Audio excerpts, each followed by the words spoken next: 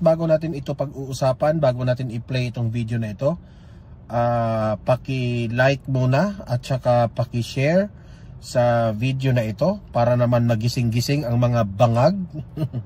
Sabay-sabay tayong mag-like and share sa Donmar TV. 1, 2, 3, go.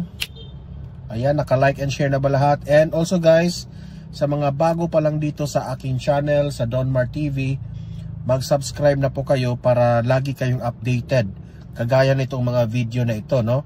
And at the same time, kapag nakasubscribe kayo sa akin sa Donmar TV, ma-notify yung mga cellphone ninyo kung meron tayong breaking news, meron tayong bagong uploads, or kung nagla-live na ang Donmar TV. Okay, ma-notify kayo dyan. So kailangan mag-subscribe. Sige, sabay-sabay tayong mag-subscribe. 1, 2, 3, go. Ayan, nakasubscribe na ba lahat? Okay, sige. Pakinggan natin itong Senate hearing na ito, okay? Ang ganda-ganda pa naman ni VP Sara dito. Okay, play. We'd like to recognize the Vice President, Sara Duterte, please, online. Given the difference in time. Senator Amy. Yes, maraming salamat. At kung pwedeng ipaliwanag lamang ng ating Vice Presidente kung bakit sinasabi ninyo na kidnapping or extraordinary rendition ang sinasabi. At gusto rin natin malaman yung tungkol sa warrant. Kayo na lang ang mag-umpisa. Salamat. Opo, Senator Amy, may I be allowed to read the statement? Yes, please. Please do so. Okay, thank you. Opo. Mga kababayan, on March 11, 2025, former President Rodrigo Roa Duterte was forcibly taken by the Philippine National Police upon his arrival at the Ninoy Aquino International Airport. He was brought to Villamor Air Base, a military air base, detained for nearly 12 hours, and then flown out of the country on a private jet to The Hague. All allegedly because of a warrant issued by the International Criminal Court. This was patently an illegal arrest. This constitutes extraordinary rendition. A Filipino citizen, a former president, was taken into custody without a valid warrant issued by a Philippine court, without due process, and without any legal basis under... Very clear yung sinabi ni VP Sara dito, na talagang inaresto gamit ang warrant ng itong bansa na ito, bansang Pilipinas. Okay? At hindi po yung tama kasi sa mga kampo ng kanilang VP Sara, para sa kanila kidnapping ito. Okay? Alamin pa natin. Okay, go. Laws. The Constitution is clear. Section 2, Article 3 of our Constitution. Heto na tayo. Kapag mga lawyer na po yung mga nagsasalita, magbabase yan sila ng mga konstitusyon, batas ng Pilipinas. Kaya ikaw, Tore, wala ka talaga. Talo ka rito talaga. Explicitly states the right of the people to be secure in their persons, houses, papers, and effects against unreasonable searches and seizures of whatever nature or for any purpose shall be inviolable, and no search warrant or warrant of arrest shall issue except upon probable cause to be determined personally by the judge after examination under oath or affirmation of the complainant and the witnesses he may produce, and particularly describing the place to be searched and the persons or things to be seized. This means that for an arrest to be lawful, it must be carried out pursuant to a warrant issued by a Filipino judge of a Philippine court.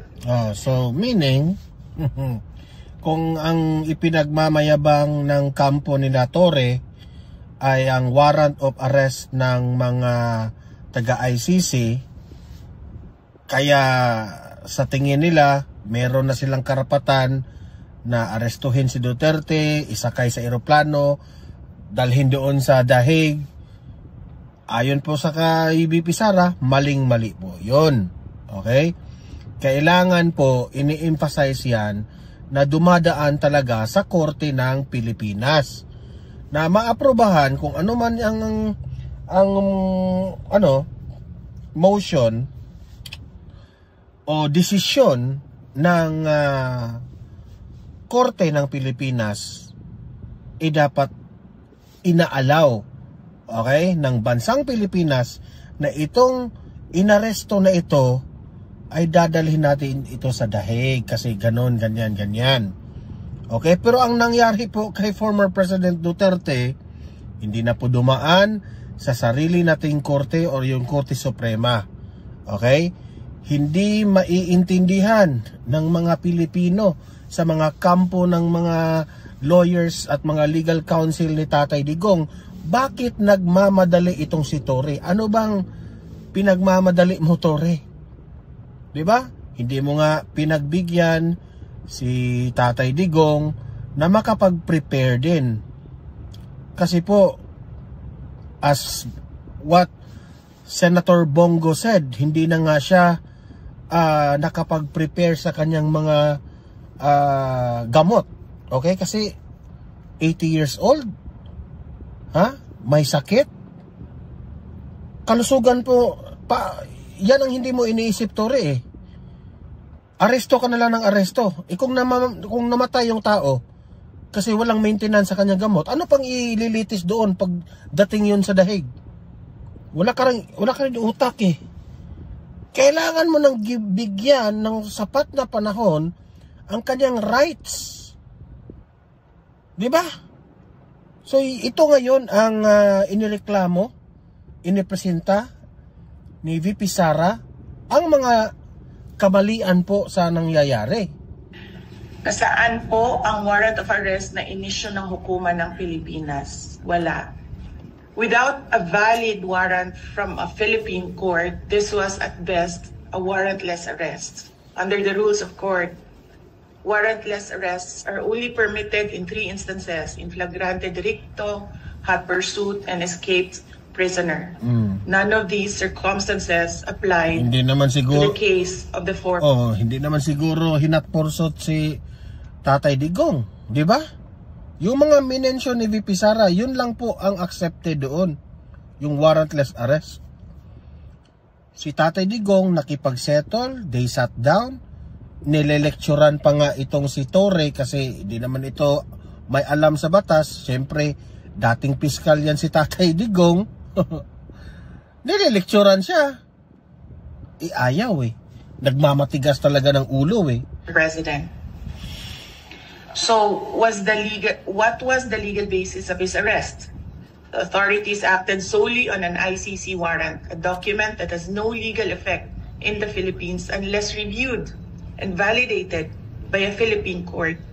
In fact, even assuming without conceding that the government itself wished to recognize and enforce the ICC's warrant, it still violated the Rome Statute itself.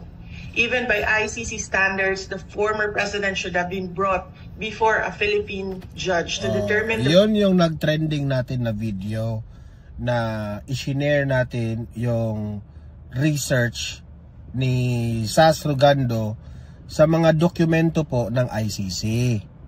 Even the procedural nakita doon sa ICC, meron doon eh.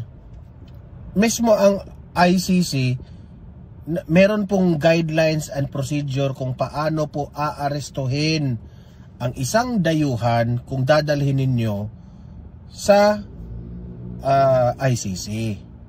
Nakalagay po doon, dapat dumaan sa custodial state. Ang ginawa ni Torre, paulit-ulit na tayo dito eh. Ang ginawa ni Torre, inaresto. Binigyan ng warrant of arrest, ipinakita. Ayan. Tapos, isinakay sa aeroplano, andun na. Nagmamadali. Bakit, Torre, natatae ka ba? Nagtatanong lang kami, Bakit ka nagmamadali?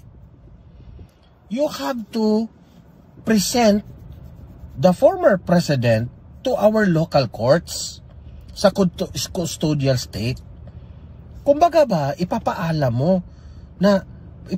mo, sir, Kasi you have to respect the judicial system of our government.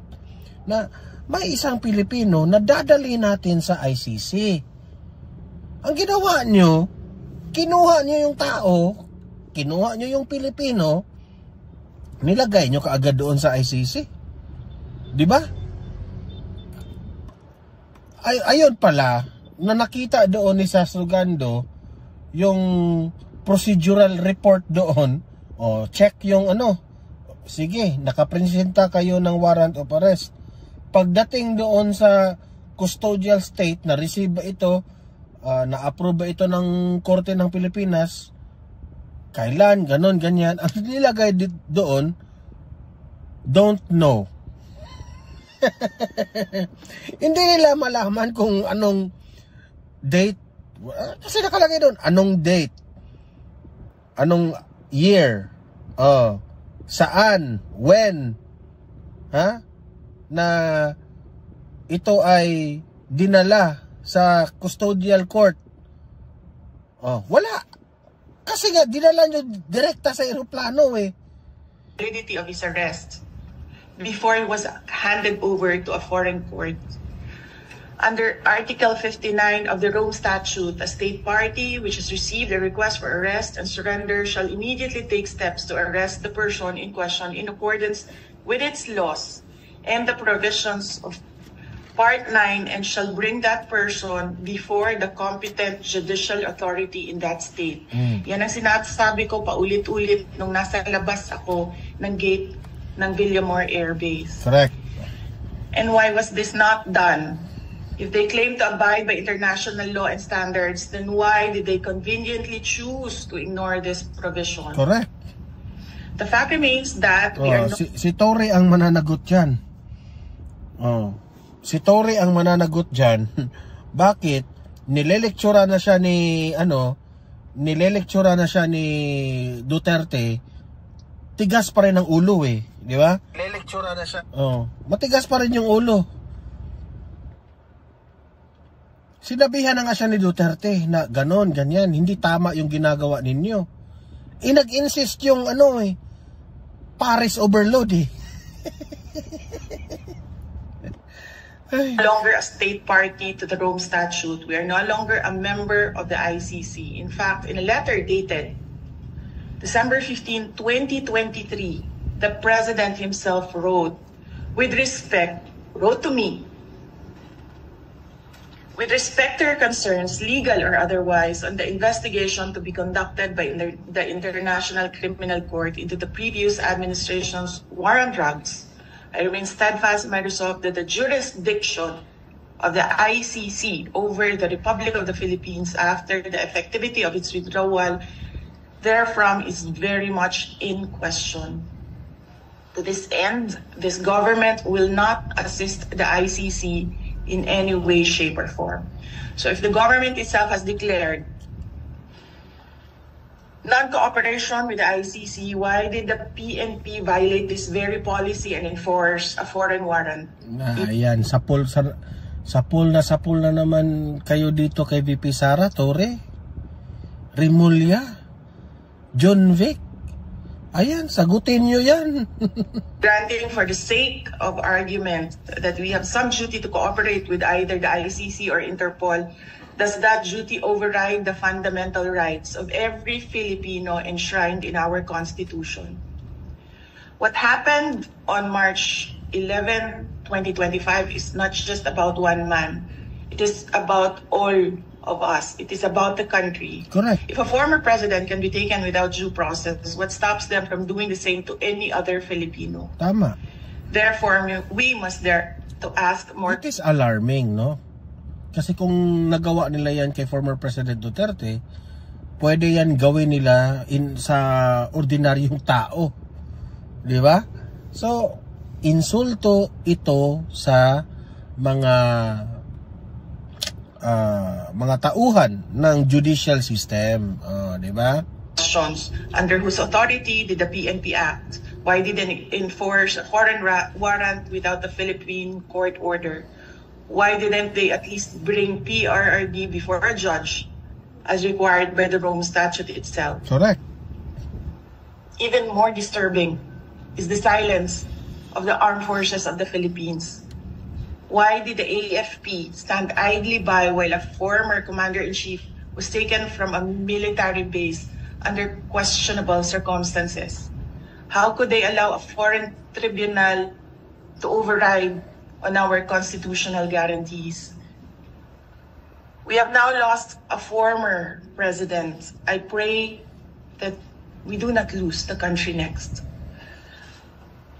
Your Honor, Senators Cayetano and Marcos and other senators present, alam naman natin lahat at alam nila na mali ang ginawa nila.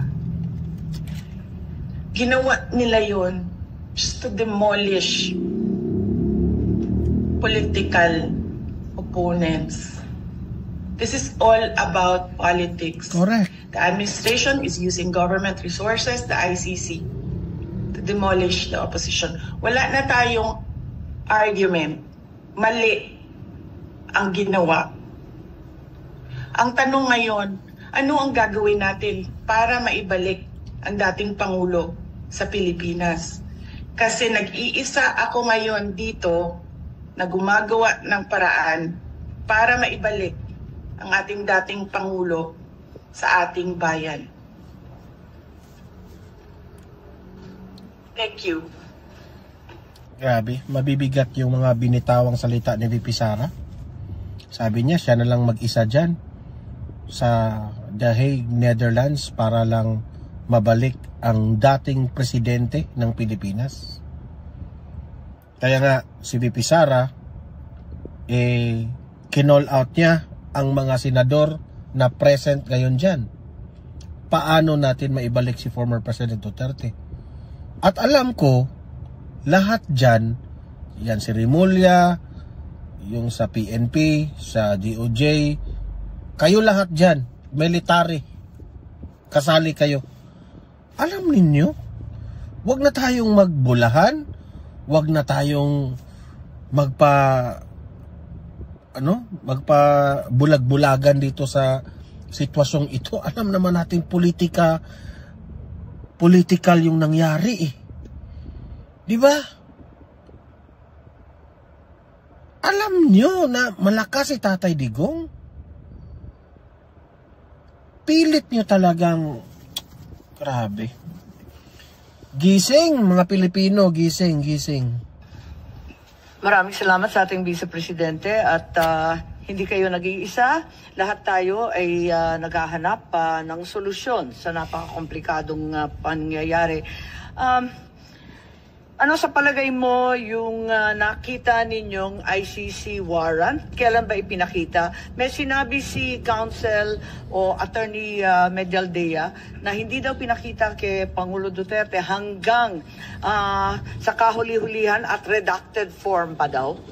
Tama po ba yun? Yes, Honorable Senator Marcos, ang nangyari kasi, merong ICC warrant. It was diffused to Interpol. It was given to Philippine authorities. Hindi siya nagkaroon ng red notice. Kaya yung ibang bansa, hindi nila alam.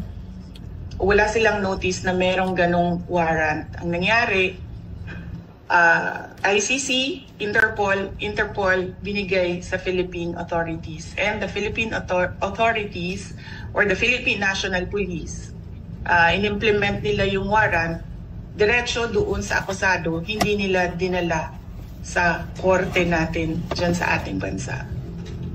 Tama po. At yan ang pinag-uusapan namin kanina ni Executive Director Alcantara ng Transnational Crime na ang pinadala lamang ay isang diffusion. Ito ang kauna-unahang pagkakataon na ang warrant of arrest was honored by a member state. Samantalang diffusion pa lang to. Wala pang compliance review, wala pang ibinibigay sa Secretariat ng Interpol, walang task force yung Interpol at walang kaalam-alam yung commissioner ng Interpol. Ang sabi nga ng Interpol, si Presidente Duterte ay hindi wanted ng Interpol. Correct. wanted daw siya ng ICC. Pinadala lang daw sa kanila. As a matter of fact, under Article 97, Section 4 of Interpol's own rules on the processing of data, it is very clear that there are so many requirements before any action can be taken.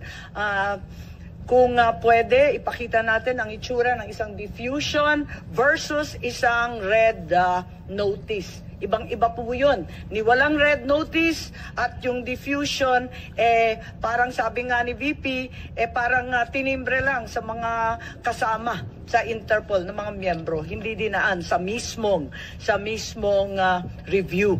So, nais natin pag-usapan at tanungin kay Executive Director. Tama po ba yun? Diffusion is something not yet verified per the articles on processing data. Tama po ba yun? Kasi yan ang rules ng Interpol, hindi po ba? Ang diffusion po sa Article 97 ng Rules on Processing of Data is a standardized request Tama. to arrest, detain, or restrict movement Right. of accused. Tama, pero Tama hindi pa siya verified, hindi pa siya naimbestiga, at hindi pa nailalagay bilang opisyal. Wala pang task force, wala pang compliance review. Pero hindi po ibig sabihin noon na wala siyang value. Pero mismo yung Interpol, sinasabi po sa atin na first time daw na yung member state agad-agad in-acknowledge. Wala pa namang kaalam-alam. Ang mismong Interpol Secretariat, walang kamuang-muang kasi between states lang to, ICC lang at Interpol. Whether it is a red notice or wanted person diffusion, obligado po tayong mag-comply. Hence, our job in the NCB is to distribute the diffusion notice. Nandyan, pinapakita natin yung red notice sample versus yung diffusion order. Ibang-iba po, di ba, yung itsura? Magkaiba po. Magkaiba, yung kay Arnie Teves yan, saka ito kay PRRD, ibang-iba po. Magkaiba po. Talagang hindi sila. So, admitido po ninyo, walang red notice? Yung red notice po, wala po siyang red notice. Walang dumating, merong tinatawag po na tama. red diffusion. Kung ganon, sinasabi, tulad ng sinabi ni VP, maobligasyon ang ating pamahalaan mag-cooperate, tumulong sa lahat ng request. Yung request, hindi naman ang galing sa Interpol Pinapaliwanag nga ng Interpol. Hindi naman amin wanted yan.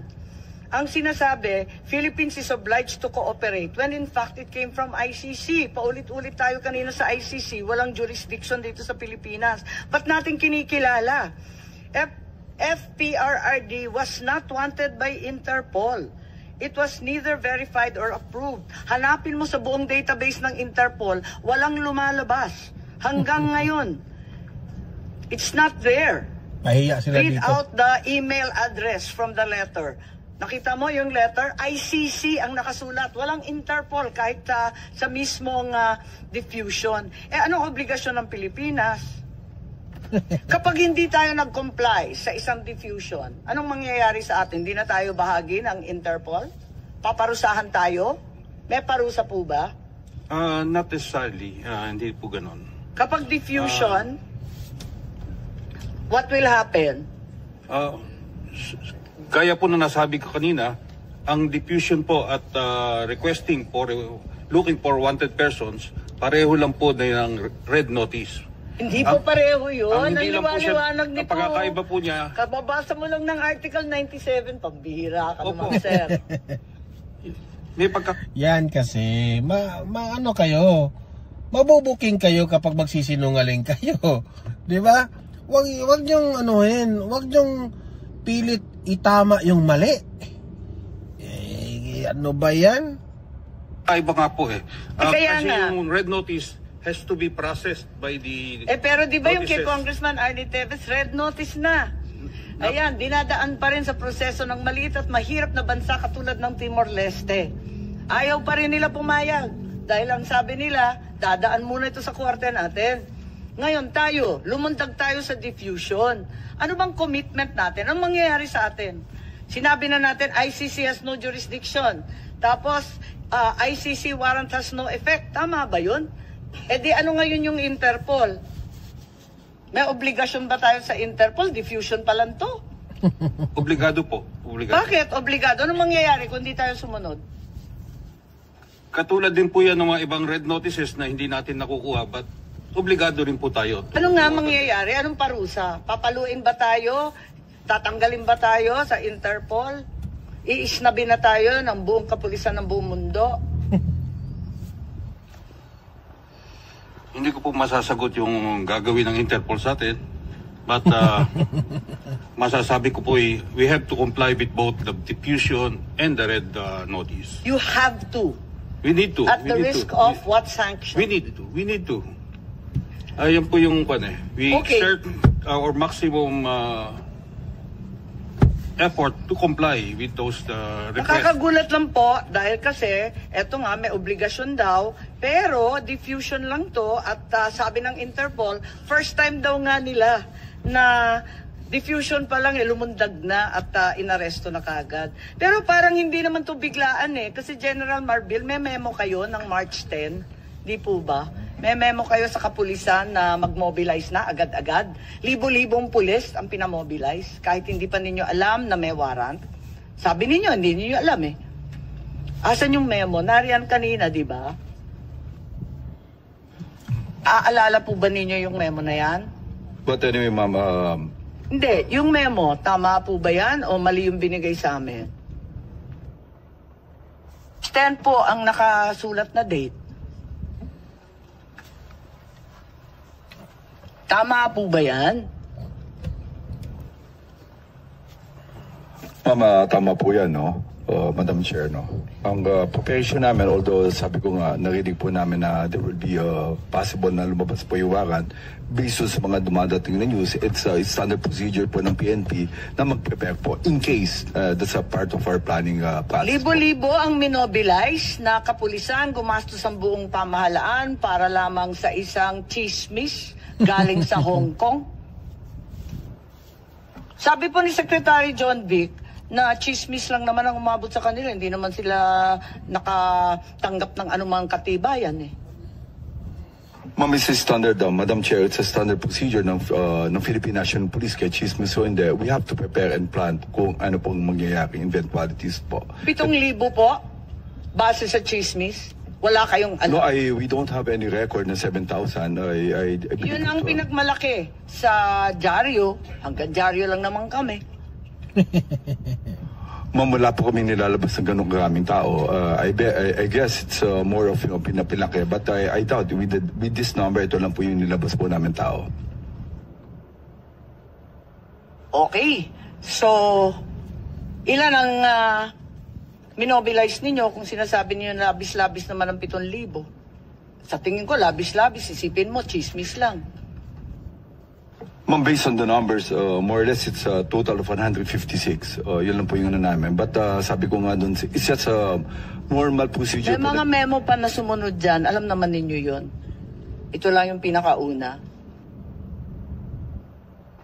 Madam Chair, I have to check po yung numbers ng tao natin. Bakit sinabi 7,000? Nagulat naman kami. Okay lang, pero mabalik dito sa ICC warrant, walang red notice at pati yung Timor-Leste inisnab yung red notice, ang atin lang diffusion. Sa diffusion ang liwaliwanag, kailangan extradition, kailangan in conformity with national laws. I think we've established that, and without pounding it into the ground, can we ask now, ipakita muna natin ang video ni Secretary Remulla or yung transcript dun sa budget hearing po nung nakaraang taon. Ang liwaliwanag po at maganda po ang paliwanag ni Secretary Remulla Boying. Opo. But when it comes to them going into the country, kung gusto nila pumasok dito upang manghuhuli at magpasagawa ng warrant na kanila pong na-issue po siguro ng ICC pagdating ng panahon, kailangan po itong dumaan sa ating court system. Ito po ay kinakailangan ng isang action to enforce a warrant, action to enforce a judgment. Kailangan po dumaan diyan sa ating court system. Kaya hindi ho namin pakikialaman kasi yan po trabaho na ng Interpol kung talagang gusto nilang habulin yung tao na nasasaktal. Yung sabihin natin, nag-issue po na warrant of arrest ng ICC, gusto ho enforce ng Interpol dito, pero para ho ito ay matuloy at hindi ho magkaroon ng kasuhan, kailangan pumunta muna sila sa korte natin. There's some things that the Supreme Court would be looking at if what was alleged in the crime would have happened if we're still members of the ICC. That is one of the things that can be of importance to the courts when they do enforce a warrant, or if they will actually allow a warrant to be served in our country from an international tribunal. Ang problema nga ho ay meron ho sinasabi mga kaibigan natin na well-meaning naman. May 200 families daw na gustong magreklamo pero ang hawak daw nila 8. Pero sa 8, ang makakausap nyo 2 lang. Tapos yung 2 pa, wala pang ibibigay na totoong ebidensya. Napakahirap po talaga maghabol. Ang yung nag-hearing po ang Human Rights Committee ng Kongreso tungkol dito. At ang lumalabas po talaga, yung mga nangyari po kasing EJK nung panahon na yon, ay wala akong police report eh. Walang police blotter, wala akong record. Kaya napakahirap po maghabol talaga. Ayun. Napakaliwanag at napakaganda ng paliwanag ni Secretary Boying na sa ICC man yan, Interpol man yan, dadaan yan sa Korteng Pilipino. Ma'am, ano yan eh? Ang general rule talaga, pag may foreign judgment, you have to enforce it in court. However, ito hong nangyaring ito, ang ginamit po namin dito, Section 17 ng Republic Act. 9851. 9851. Sabi ko kung basahin, ma'am. Can I read the provision into the record? Put it on, into the record? Ito, ano na yan eh. Ang sa akin lang dito, no? Very obvious naman talaga na sa nangyaring aresto po kay former President Duterte, meron talagang lapses na nangyari. And it's very obvious na ayon pa nga kay Vice President Inday Sara Duterte, this is all political. So, bakit pa man natin ito paikot-ikutin? Na very obvious naman ito. 'Di ba? Huwag na tayong magbulahan, ika nga. 'Di ba? Kasi po ang ICC po, ito yung pinaka essence sa lahat. Ang ICC po ay walang jurisdiction sa bansang Pilipinas. 'Yun ang pinakauna. Ngayon, kung ang ICC gagamit sila ng Interpol dahil meron silang aarestuhin dito sa Pilipinas, hindi yan po pwede. Ang hindi na maintindihan dito nila ni Torre, nito nilang Bongbong Marcos, itong nagplano nitong pag-aresto ni Tatay Digong, bakit you are talking about ma-oblige kami sa Interpol? You are not obliged. Because itong Interpol na ito, ang dala-dala nilang warrant of arrest, kung meron man, ay warrant of arrest ng ICC. Now, bakit kayo ma-oblige, alam nyo sa batas natin in the first place, ICC has no jurisdiction. So, meaning to say, papayag lang kayo na nalulusutan kayo dito sa lapses na ito, na Interpol? Kasi sa paniniwala ng taong bayan, ang paniniwala ng taong bayan, ginamit nyo lang na palusot yung Interpol na yan eh. Diba? Yun ang pulot dulo dito. Ginamit nyo lang ang Interpol para talagang madakip itong si Duterte at mapunta doon sa dahig para wala na kayong problema sa 2025 election. Now, kung ganito po ang sitwasyon na ating gagawin, what if baliktarin natin? Ikaw raw, Bongbong Marcos, ang gaganyanin. Kakasuhan ka, tapos si Duterte yung presidente, tapos i-allow ni Duterte na i-aresto ka kahit walang jurisdiction ng ICC. Sige daw. Try to see the bigger picture. Diba?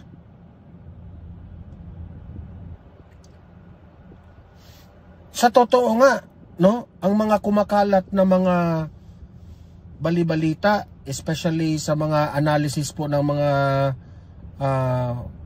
foreign experts o political experts, ito nga yung sinasabi nila eh.